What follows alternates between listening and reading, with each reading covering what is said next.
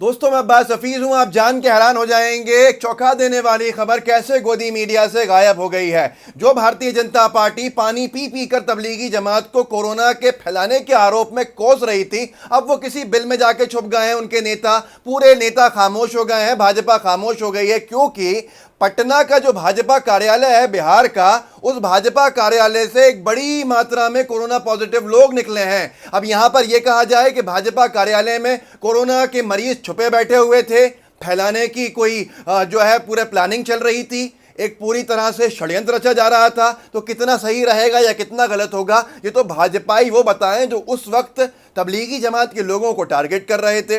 अब यहां पर मैं आपको खबर पढ़ के सुनाता हूं। दैनिक भास्कर की खबर है, बिहार में कोरोना, भाजपा ऑफिस में कोरोना का कहर, एक साथ 24 संक्रमित। भारतीय जनता पार्टी का बोर्ड लगा हुआ है, 8 वीर चंद पटेल पथ पटना का उसमें एड्रेस लिखा हुआ है, और नीचे खबर के अंदर 24 संक्रमित पाए जाने की खबर है। मैं खबर भी आपको पढ़ के सुनाता हूं और इसके बाद कुछ जनता दल से जुड़े लोगों की भी राय बताऊंगा, जो पहले तबलीगी जमात वाले केस में थी और अब उनकी क्या राय है, और अब वो कैसे चुप हो गए हैं, या कैसे यूं कह लें कि वो थूक के चाटना कहते हैं जिसको, उस तरह की कोई बात अगर आपको देखना है तो अभी इस वीडियो को देखते रहिएगा। खबर यह है, पटना भाजपा ऑफिस में कोरोना ने कहर ढा दिया है। यहाँ एक साथ 24 लोग कोरोना संक्रमित पाए गए हैं। इसमें भाजपा के 5 प्रदेश पदाधिकारी भी शामिल हैं। भाजपा ऑफिस को तत्काल प्रभाव से बंद कर दिया गया है और उसे सैनिटाइज कराया जा रहा है। कोरोना ग्रस्त लोग होम क्वारंटाइन में चले गए हैं। ये बिल्कुल ऐसी ही खबर थी जब सुधीर चौधरी जैसे पत्रकार तबलीगी जमात के बारे में उनके मरकज़ को बताते थे कि सैनिटाइज कर दिया है, सील कर दिया है और क्वारंटाइन किया जा रहा है। अब यही चीज़ भाजपा के कार्यालय के अंदर है। पार्टी के प्रदेश अध्यक्ष संजय जायसवाल ने भी ट्वीट कर इसकी जानकारी दी। उन्होंने बताया कि लगभग 110 लोगों की जांच हुई, जिसमें सिर्फ पार्टी पदाधिकारी ही नहीं बल्कि कुछ स्टाफ, सुरक्षाकर्मी, आसपास के सफाई कर्मी और अन्य लोग भी थे। इसमें 24 लोग एसिम्टोमेटिक पाए गए।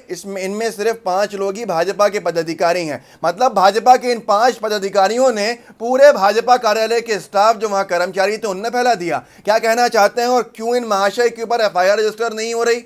जब तबलीगी जमात के केस के अंदर अध्यक्ष के ऊपर FIR दर्ज कराने की बड़ा प्रेशर बना था गोदी मीडिया में, वो प्रेशर गोदी मीडिया में अब कहाँ है?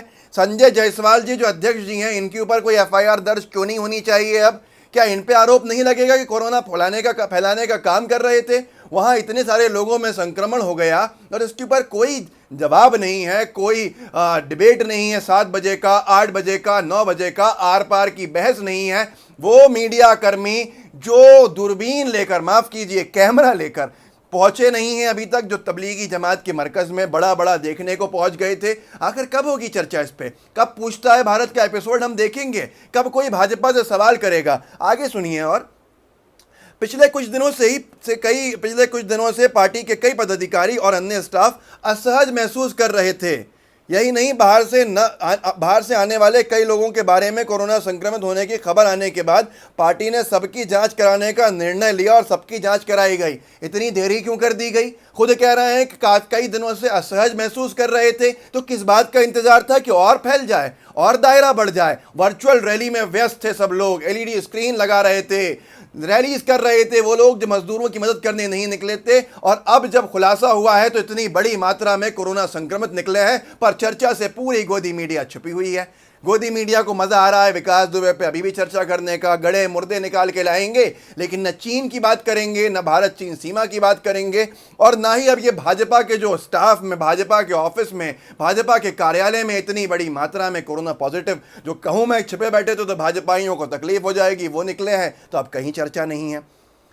इसके आगे देखिए, खुद उन्होंने कहा है कि हमारे संगठन महामंत्री नागेंद्र नाथ, प्रदेश महामंत्री देवेश कुमार, उपाध्यक्ष राजेश वर्मा, राधा मोहन शर्मा समेत 24 संक्रमित पाए गए हैं। अब कोई सवाल नहीं है। वहीं जनता दल की बात की जाए, अगर नीतीश बाबू की पार्टी जनता दल, दोस्तों इनके एक प्रवक्ता हैं, बड़े तमीज़ से थोड़ा दूर रहते हैं, थोड़ी अपनी भाषा पे कंट्रोल भी नहीं रख पाते हैं, किसी से भी कुछ भी कह देते हैं। अजय आलोक साहब नाम है इनका, मुझे नहीं मालूम इनका राजनीतिक जो पृष्ठभूमि है वो क्या है, लेकिन अजय आलोक के नाम से खबर छपी थी जब कोरोना का संक्रमण शुरू हुआ था और 2 महीने के संक्रमण फैलने के 2 महीने बाद तबलीगी जमात पर आरोप लगाना शुरू किया गया था। अजय आलोक ने, यह हेडलाइन पढ़ लीजिए, अजय आलोक ने तबलीगी जमात को लेकर बड़ा बयान दिया है। अजय आलोक ने कहा है कि तबलीगी मरकज़ जमात के लोग बिहार और देश के लिए खतरा बने हुए हैं, इनके लिए शूट एंड साइट ऑर्डर करना चाहिए, जहां दिखें वहां मार दिए जाएं। ये अजय आलोक साहब के बयान था उस वक्त। और अब अजय आलोक का लगभग 2 महीने के बाद ट्वीट आया है, मेरी पत्नी, बेटी और बेटा तीनों कोरोना पॉजिटिव हैं और मैं खुद भी अपने को पॉजिटिव मान के होम क्वारंटीन में हूं। क्यों भैया, इनका टेस्ट क्यों नहीं कराया जा रहा है? राहत की बात यह है कि हम सभी पिछले 5 दिनों से लक्षण रहित हैं। अब अगले टेस्ट के बाद स्थिति स्पष्ट होगी। मतलब टेस्ट करा लिया गया है लेकिन उसमें इनका कुछ आया नहीं है। आप सब पे ईश्वर की कृपा बनी रहे। ये वही सज्जन थे जो कह रहे थे कि भैया तबलीगी जमात वाले कोरोना फैला के बैठे हैं, इनको तो जहां देखें वहां गोली मार दी जाए। अब ये कहां गायब हो गए?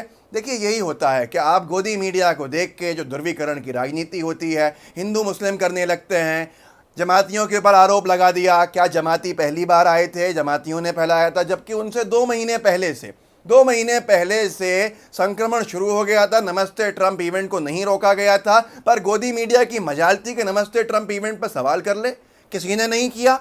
पूरे अहमदाबाद का आज बुरा हाल हो गया, त्राहिमाम की स्थिति है, सबसे ज़्यादा डबलिंग रेट वहाँ का रहा, सबसे ज़्यादा मृत्यु दर वहाँ की रही, पर आज भी किसी की हिम्मत नहीं है कि नमस्ते ट्रंप इवेंट पर सवाल खड़ा कर दे कोई।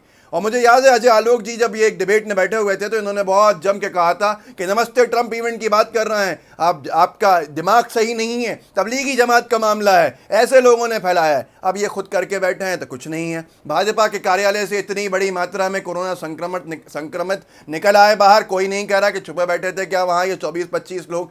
ये 24-25 तो अभी दिखे हैं। आने वाले दिनों के अंदर, जैसे ये आलोक जी कह रहे हैं कि अभी आने वाले दिनों में स्थिति स्पष्ट होगी, कितनों को संक्रमित किया है वो तो पता ही नहीं है। वहां इनका चुनाव की तैयारियां चल रही थी भाजपा की, न जाने कितने गांव के लोग आके चले गए भाजपा कार्यालय से, अब ट्रेसिंग चल रही है वहां। इन 25 ने कितने 100 लोगों को किया होगा ये तो आने वाला समय बताएगा।